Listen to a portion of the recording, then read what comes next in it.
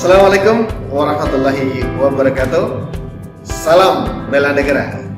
Perkenalkan, saya Arif Rahman, Widya Iswara di Bapelkes Mataram. Kali ini saya akan menjelaskan terkait dengan strategi pembelajaran Agenda 1 Latsar CPNS. Ini merupakan tugas sebagai peserta dalam kegiatan workshop pelatihan dasar CPNS yang diselenggarakan oleh Balai Pelatihan Kesehatan Mataram tahun 2020. Adapun dasar hukum pelaksanaan workshop pelatihan dasar CPNS ini adalah yang pertama, Peraturan LAN nomor 1 tahun 2021 tentang pelatihan dasar calon pegawai negeri sipil. Kemudian ada Peraturan LAN nomor 10 tahun 2010 terkait dengan perubahan atas Peraturan LAN nomor 1 tahun 2021 tentang pelatihan dasar CPNS. Kemudian selanjutnya adalah keputusan Kepala LAN nomor 13-K-PDP-07-2022 terkait dengan pedoman penyelenggaraan pelatihan dasar CPNS. Selanjutnya adalah keputusan Kepala LAN terkait dengan kurikulum pelatihan dasar CPNS dan keputusan Deputi Bidang Kebijakan Pengembangan Kompetensi ASN terkait dengan pedoman penyelenggaraan workshop pelatihan struktural kepemimpinan dan pelatihan dasar CPNS. Atas dasar itulah maka kurikulum pelatihan dasar CPNS ini terdiri dari 4 agenda. Agenda pertama adalah agenda sikap perilaku bela negara, yang di sini ada 3 kompetensi atau 3 materi pokok yang akan kita pelajari. Yang pertama adalah wawasan kebangsaan dan nilai-nilai bela negara. Materi pokok selanjutnya adalah analisis isu kontemporer, dan ketiga adalah kesiapsiagaan bela negara.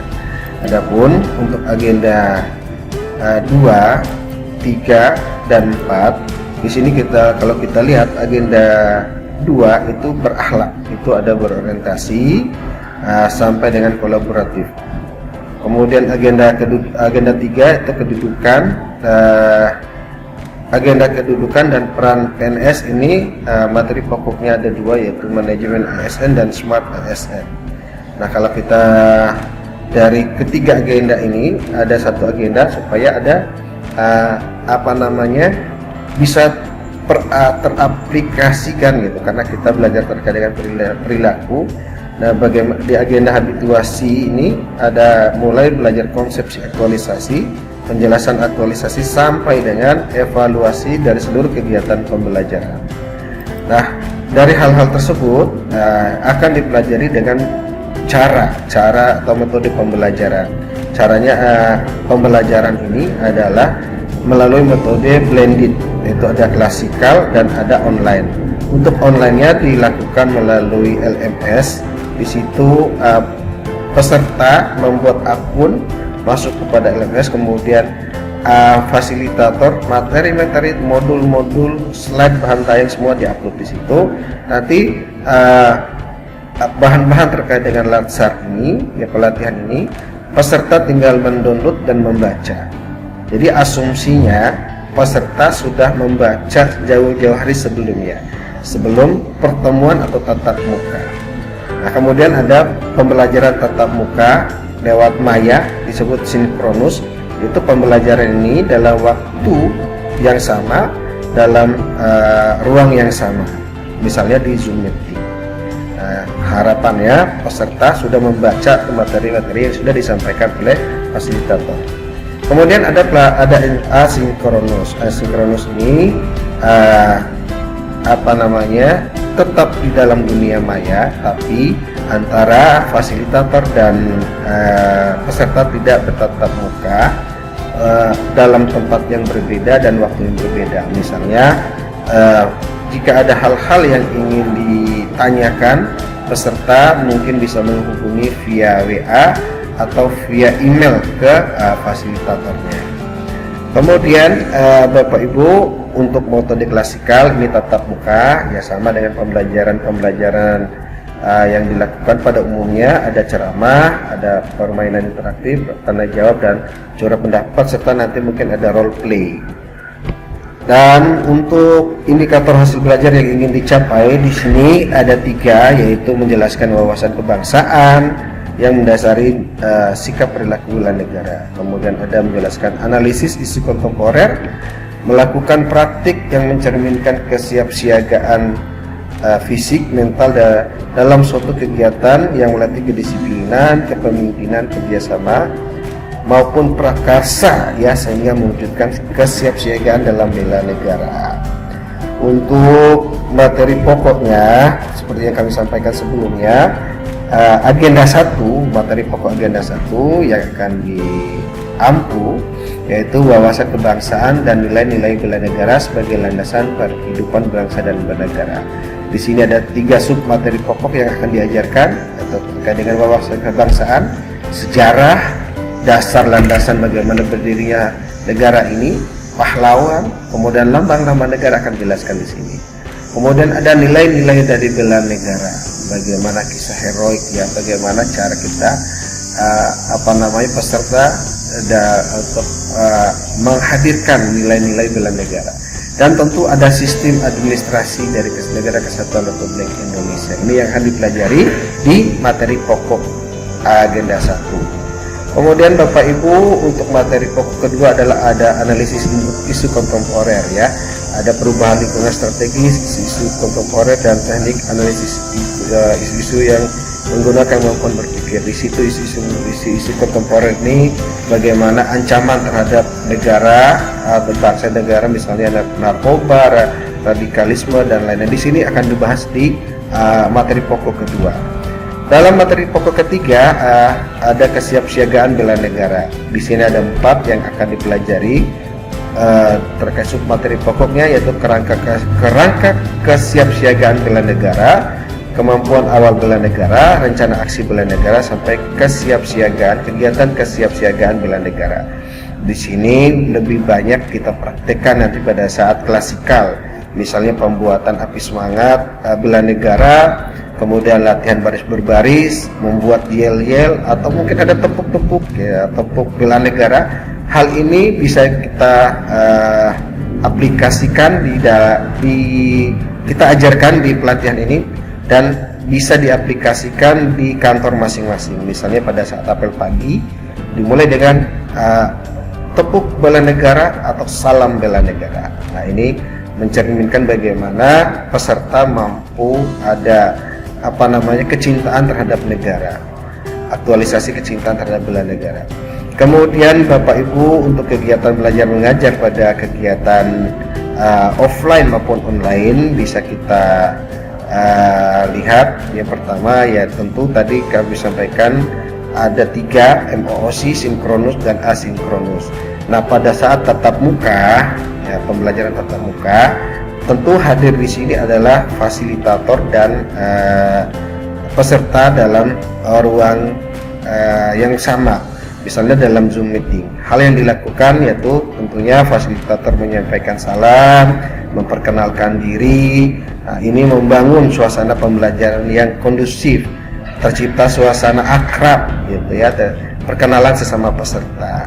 Kemudian ada persepsi, kita menceritakan dulu bagaimana pengalaman-pengalaman kita, baru nanti masuk kepada pembelajaran hal-hal terkait dengan materi pembelajaran bela negara, wawasan bela negara ini seperti apa. Baru nanti masuk ke dalam penjelasan overview, menjelaskan terkait dengan modul agenda 1. Dan tentunya sebagai pembelajaran, evaluasi pembelajaran, ada tugas-tugas yang akan dilakukan oleh peserta. Untuk selanjutnya kita akan melihat dari strategi pembelajaran berikut ini. Setelah di sini kita akan lihat ada indikator hasil belajar, kemudian ada materi pokok, dan submateri pokok, kemudian ada metode, alat bantu dan media estimasi waktu. Nah, di kolom sebelahnya ada referensi, kita ambil referensi ini secara umum. Nah, seperti yang saya sampaikan tadi ya, untuk materi pokok di agenda 1 ini ada wawasan kebangsaan dan nilai-nilai bela negara sebagai landasan kehidupan berbangsa dan negara. Untuk sub materi pokoknya ada 3 ya. Nah, untuk metode penyampaiannya, cara penyampaiannya kita menggunakan metode blended. Nah, ada online dan offline ya, seperti yang saya sampaikan sebelumnya. Dan alat bantu yang disiapkan antara lain untuk MOS-nya LMS tentunya, kemudian ada handphone, kemudian ada laptop dan bahan-bahan pembelajaran lainnya. Di sini juga ada klasikal ya, terkait dengan pembelajaran klasikal ya. Selain bahan pembelajaran juga ada ATK. Nah, ini estimasi waktu yang digunakan Bapak Ibu sekalian. Selanjutnya kita lihat ada materi pokok kedua, yaitu menjelaskan analisis isu kontemporer ya. Isu kontemporer ini ya seperti isu-isu yang kekinian ya, yang mengancam misalnya masalah tawuran, kemudian masalah narkoba, radikalisme. Nah, ini menjadi pembahasan yang tentunya menjadi pembahasan yang unik dan harus dipecahkan bersama. Itu juga isu-isu yang terjadi di instansi dari para peserta. Untuk sub materi pokoknya di sini bagaimana perubahan lingkungan strategisnya, isu-isu strategis seperti apa, dan teknis atau bagaimana cara untuk mengatasinya. Di sini dikeluarkan lebih banyak kita brainstorming ya, kemampuan berpikir kritis daripada para peserta, ide-ide cemerlangnya, bagaimana cara menghadapinya, dan apa yang kira-kira menjadi tantangan atau hambatan dalam mengatasi isu-isu kontemporer, potensial pemecah belah bangsa atau potensial untuk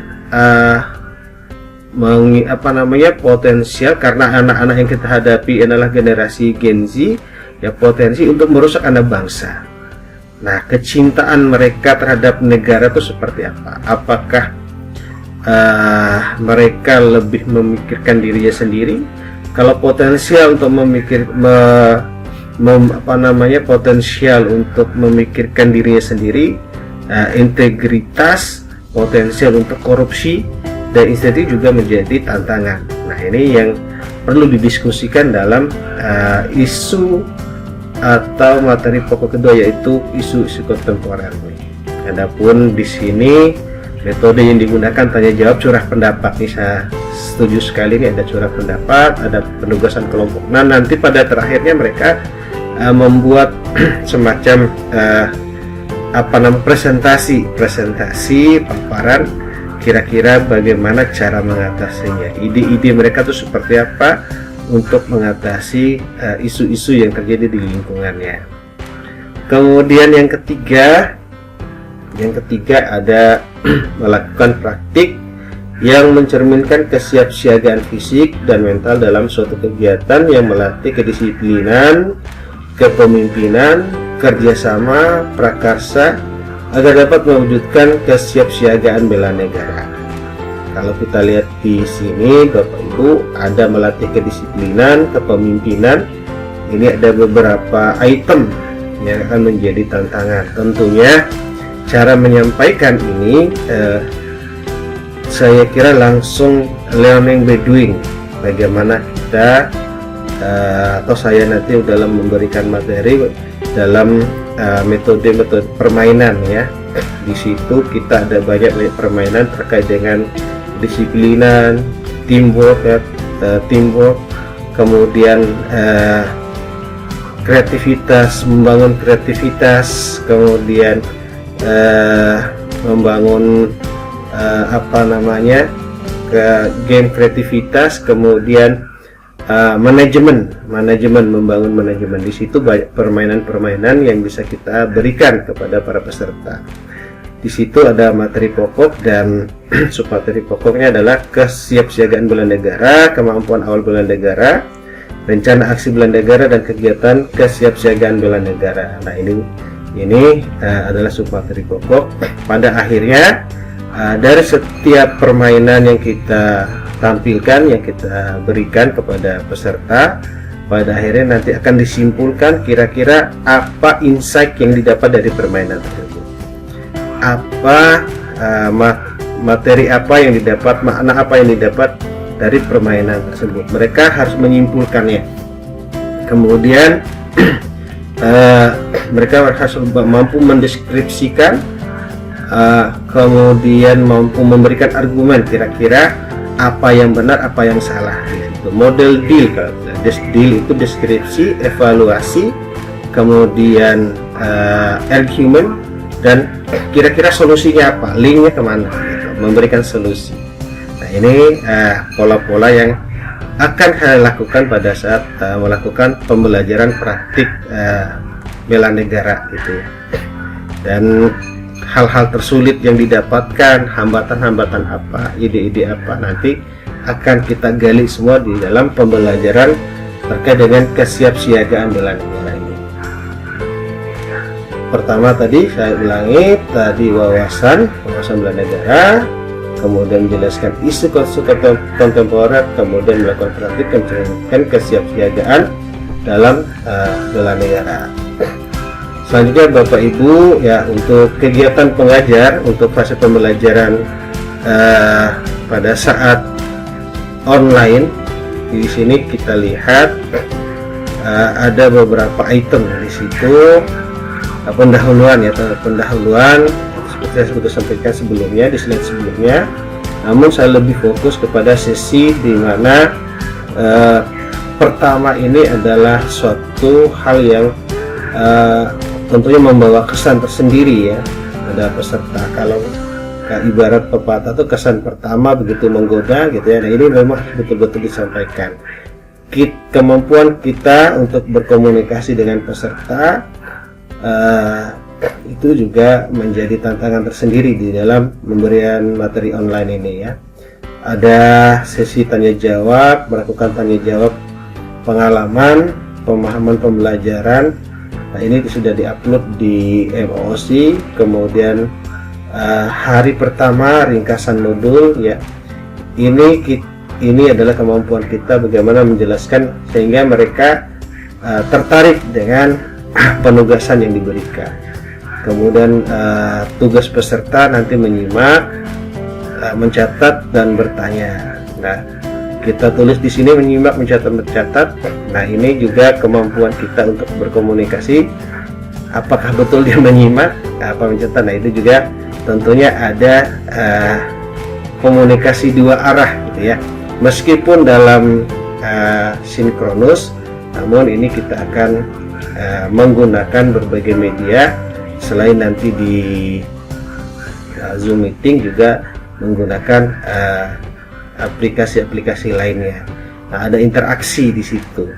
Nah, biasanya saya saya biasa menggunakan ClassPoint atau Kahoot, ya, aplikasi atau Mentimeter, ya, yang ada di internet. Itu media-media alat bantu yang bisa kita gunakan untuk memberikan materi pada sesi pertama. Kemudian pada sesi kedua ini juga sama, masih dalam sinkronus. Kita hari kedua Zoom meeting nih.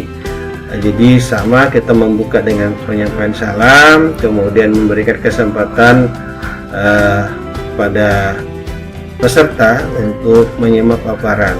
Nah, tugas-tugas ini nanti akan dipaparkan, dipresentasikan oleh peserta, dan pada akhirnya ada tugas yang harus kita jelaskan, ya, yaitu rencana aksi bela negara. Nah, ini kita bagi, ada tugas kelompok, ada tugas individu, kemudian nanti pemahaman mereka terhadap bela negara. Nah, ini akan disampaikan pada sesi kedua.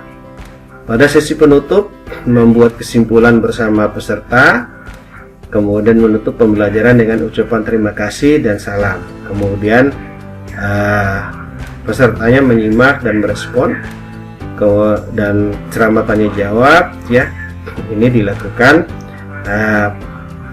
kesimpulan atau pembelajaran yang diambil adalah bahwa dalam pembelajaran sinkronus itu, pembelajaran sinkronus ini, materi-materi yang diberikan, penugasan-penugasan akan direalisasikan, akan diaplikasikan pada saat klasikal. Apa saja di situ? Yaitu implementasi rencana aksi bela negara. Ini kemudian mereka presentasikan dan ada baris berbaris ya di sini. Baik Bapak Ibu, untuk pembelajaran selanjutnya, untuk pembelajaran selanjutnya adalah asinkronus. Ini ada asinkronus, yaitu para peserta mengerjakan tugas ya, mengerjakan tugas yang diberikan oleh fasilitator gitu ya. Yang dalam pembelajaran klasikal, selanjutnya dari pembelajaran klasikal, nah ketika nanti berada di kelas, tentunya fasilitator ya menyiapkan pembelajaran yang menyenangkan, menyampaikan salam, menciptakan pembelajaran yang kondusif, manajemen kelas, pembelajaran orang dewasa disampaikan di sini. Kemudian memperkenalkan tim, membangun hubungan yang menyenangkan antara peserta dengan penyelenggara pelatihan. Peserta menjawab salam, menyimak, merespon pertanyaan, ada interaktif di sini. Kemudian untuk persepsinya, fasilitator menjelaskan tujuan dan alur pembelajaran. Nah, untuk penyajian sesi pertama yang dilakukan adalah memobilisasi peserta menuju tempat permainan. Nah, pertama tadi ada kedisiplinan, ada membangun tim, ada permainan teamwork, kemudian creativity building, membangun kreativitas. Nah, ini adalah permainan yang menarik yang tentunya nanti ada unsur pendidikan di situ. Akan terlihat siapa yang kepemimpinan, bagaimana pola interaksi, kreativitas dalam memecahkan masalah, ini akan digali di sesi ini. Nah, kemudian pada akhirnya fasilitator akan memandu diskusi dan menyimpulkan makna dari permainan. Itu permainan pertama, kedua, ketiga. Saya tidak perlu membacakan semuanya urutan ini, namun pada akhirnya dari penyajian ini, Bapak Ibu, teman-teman, dalam permainan ini ada hikmah, ada insight yang diambil, ada pembelajaran diambil. Nah, itu disimpulkan bersama-sama, itu ditampilkan, dipaparkan bersama-sama. Kira-kira tentu di dalam pembelajaran nanti ada perbedaan pendapat, ada ada perdebatan di situ. Namun disinilah pembelajaran kita, ada makna yang diambil. Nah, ini nanti akan digali. Saya sebagai fasilitator hanya memfasilitasi, namun kesimpulan yang memutuskan adalah peserta sendiri. Kemudian metode adalah demonstrasi, permainan, game, teamwork. Tadi ada beberapa permainan. Kemudian alat dan bahan nanti disiapkan pada saat kalau membangun kreativitas itu ada game mumi, game membangun tim itu membangun tim, kelompok tim buat seperti permainan tongkat dan lain-lain. Nah, ini hal-hal yang menarik dalam pembelajaran klasikal. Kemudian selanjutnya setelah menarik kesimpulan, pada sesi berikutnya adalah pembelajaran terkait dengan praktek keprotokolan.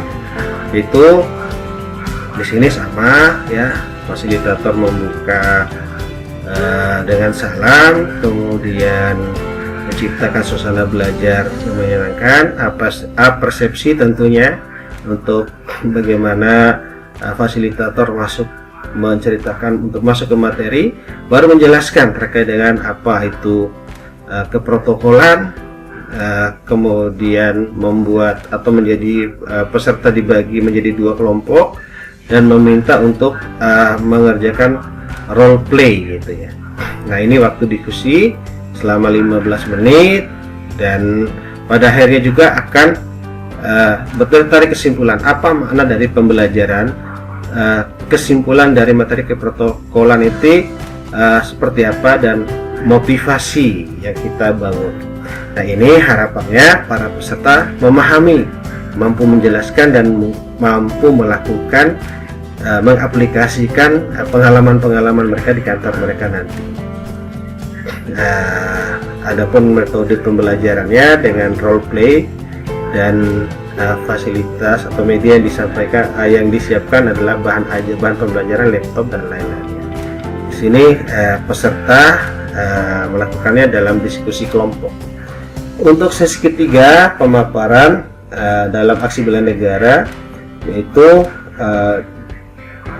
fasilitator membuka kelas, menyampaikan penugasan gitu ya, untuk membuat video praktek baris berbaris.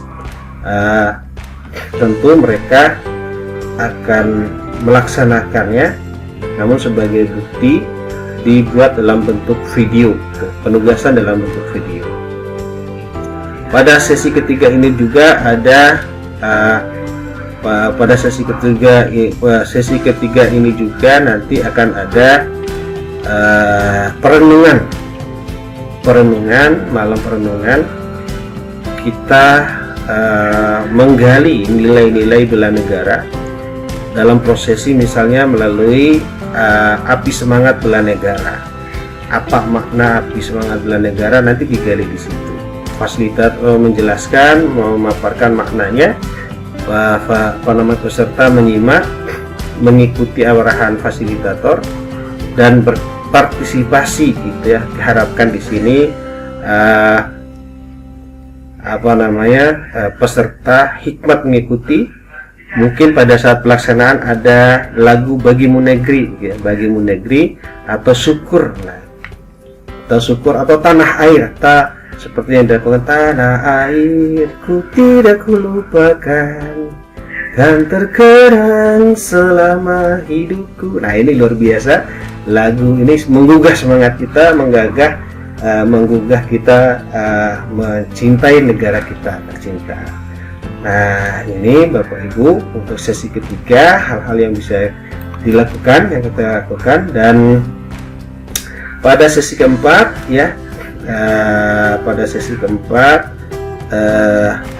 pelaksanaan tentunya. Ini ada di sini adalah gladi latihan ASBN ya, bisa. Namun tadi saya sudah terlanjur menyampaikan bahwa pada saat ASBN nanti ada prosesi, ada acara api semangat bela negara, ada prosesi di dalamnya, yaitu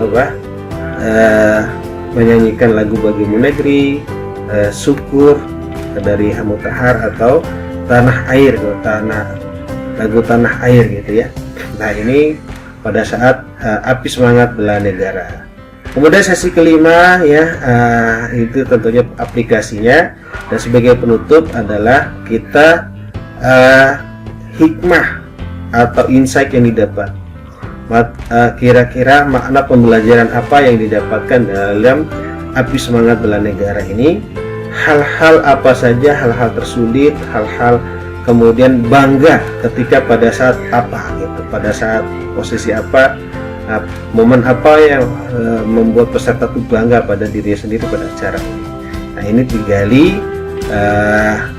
Kalau di sini kita lihat ketika pada saat pemberian itu peserta menyimak dan merespon, namun menyimak dan merespon itu bukan berarti diam, tapi menyimak dan merespon di sini maksudnya ada diskusi, ada komunikasi dua arah yang dilakukan antara fasilitator dan peserta.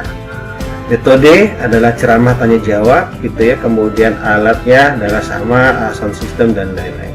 Waktu yang digunakan alokasi 5 menit. Nah, itu baru acara penutupan. Nah, itu Bapak Ibu yang mungkin nanti gambaran akan saya lakukan pada saat pembelajaran atau pada saat mengajar mengampu agenda 1 dari diklat CPNS ini. Referensinya seperti ini ya Bapak Ibu, ada peraturan LAN, putusan LAN yang sudah saya sampaikan dari awal tadi, dan ada modul ya gitu ya. Kemudian untuk evaluasi pembelajaran, ini hal yang paling penting. Evaluasi pembelajaran tentu di sini ada rencana tindak lanjut yang akan dibawa oleh peserta terkait bela negara, habituasi itu tadi. Kemudian hasil pembelajaran ini adalah hasil tanya jawab, pengalaman, pemahaman pembelajaran mandiri MOC, kemudian penugasan yang dilakukan di fase pembelajaran online ya, hari pertama sampai ketiga, kemudian hasil laporan. Nah, ini peserta pada saat pelatihan ini diberikan penugasan untuk membuat laporan, kemudian memaparkan, mempresentasikan ya. Mungkin bisa lewat video pembelajaran, dan kira-kira strategi apa yang bisa dilakukan ya. Jadi videonya kalau menurut saya ada video PBB, ada isinya yel-yel gitu kan, ada isinya praktik PBB, yel-yel, dan komitmen bela negara. Nah, ini yang menjadi evaluasi pembelajaran. Nah, itu saja mungkin, mohon maaf dari saya. Terima kasih untuk perhatian. Saya Arif Rahman. Assalamualaikum warahmatullahi wabarakatuh.